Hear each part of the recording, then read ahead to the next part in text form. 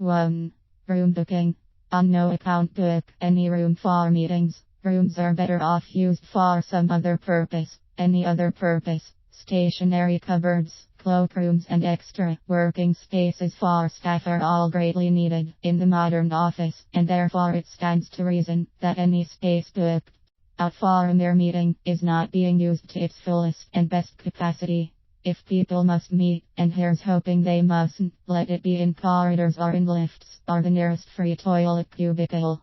Let it be outside in winter, but only on really icy and / or rainy days. Whilst some might believe these measures to be draconian, the lack of environmental comfort resulting from your failure to book any room for the meeting in question will mean that minds are focused and meetings are short, with consequently few actions. Such a result is to be commended. 2. Catering. It hardly needs to be said, but don't book any. This makes any meeting you are forced to attend end worse minute, very succinct indeed. In the old days before I became a fly-by-night meetings secretary, I always used to ensure everyone had enough coffee, tea, biscuits and sandwiches, and sometimes even cake, to launch the unfortunate Titanic all over again. Thankfully one day, I forgot entirely about catering, and my eyes were well and truly opened. After the inevitable wave of bitter complaints, everyone knuckled down to business, dashed through the agenda and produced the action list in 15 minutes flat. It was a revelation, and my life changed utterly. I was astonished how many meeting attendees said that they only ever attended the meetings in the first place because such a rich and varied range of catering was on offer, and it was the only place in the whole company where they could catch a free coffee. In fact, some of them didn't even work for the company at all and only popped in on the off chance from the street. What a great deal I learned on that astonishing day. I never ordered any kind of catering after that time, and my life as a fly-by-night meetings secretary has been far easier ever since, though I accept that I might well have driven many people to a life of secret eating elsewhere. 3. Paperwork. Never ever have this in order. In fact, never have it at all. If some overly helpful colleague dares to send you papers they might wish to discuss at any meeting, ignore it and delete the mail as quickly as possible. Certainly never bother printing any paperwork off. Today we live in the paperless age, and by refusing to print anything, you can be sure of saving the environment. If you absolutely must keep the mail or communication, then don't file it in the right place. That way, you can be sure never to find it again. If said colleague later objects and produces proof that they did in fact send it to you, deny all knowledge and blame the computer or the network, preferably both. On the other hand, you could also produce the paperwork so badly that nobody ever asks you to do so again. At a previous IT consultancy job, I produced a series of PowerPoint slides for would-be external client, and happily sent them off with the consultant in question for his very important meeting. I do remember wondering what all those funny lines were doing dancing across the page, across the slides, but simply thought it was a new, artistic and certainly very modern way of presenting our case. Sadly it was just a mistake I'd not picked up on, and the consultant in question never really lived it down. That particular potential client didn't choose us for the project, needless to say. A magnificent failure indeed. 4. Pens and / or paper. Never take any.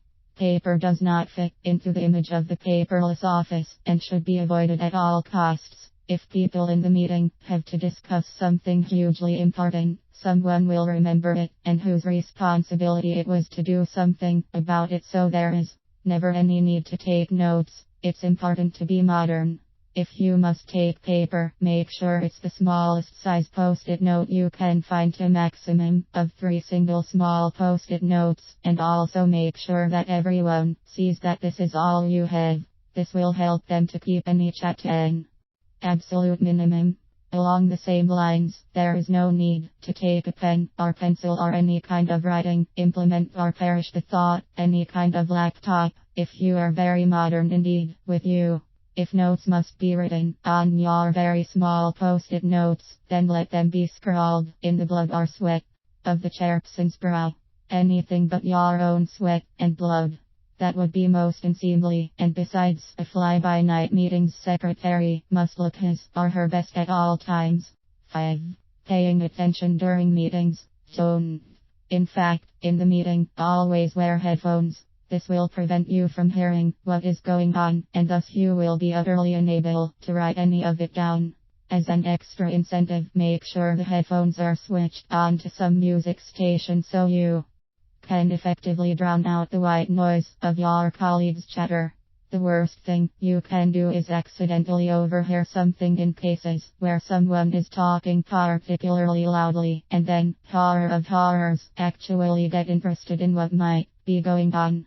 There is never any excuse for being interested. This is not what a fly-by-night meeting's secretary should do. 6. Writing up. Really don't bother. Because the quicker you do this, the more likely it is that someone will ask you to minute another meeting, and that is the last thing you want to happen. Or if you have to do it quickly, for instance you are going on holiday and don't plan to come back, or you've just won the lottery, then make sure you do the write-up so badly that nobody will ever ask you to do it again. I have to say that the crowning glory of my fly-by-night meetings secretary career was in the first couple of days of one of my IT consultancy jobs. On that memorable first day, when I knew nobody and nothing, I was asked to take notes at an all-day technical meeting off-site. I spent the whole time not having a clue what was going on, though the coffee provided at the venue was more than acceptable, and scribbling the words helped me on the shorthand notebook in which I was attempting to jot down my colleagues' words of wisdom, alongside a lot of jargon and acronyms I had no hope of understanding. Everyone was very kind though, which was something. I then spent the next 5 days trying to write up a vaguely sensible version of what I thought might have been going on. 2 days after I'd finally handed it in to the boss over a week later, he produced his own and far more accurate version of events for the group's consumption. I feel very proud indeed that my attendance and efforts were completely meaningless, though I don't think I've ever quite reached those dizzy heights of incompetency again. Though I have tried, believe me. 7. Smiling. Never do this. Smiling and looking enthusiastic and all too eager will get you into all sorts of trouble in life. It will also mean you end up minuting more meetings than your grumpier fellow secretaries. Smile at your peril. Better by far to practice a stern or even crazed expression whenever anyone approaches you, and you will soon be the kind of fly-by-night meetings secretary whom nobody actually ever sees in a meeting room. Good luck.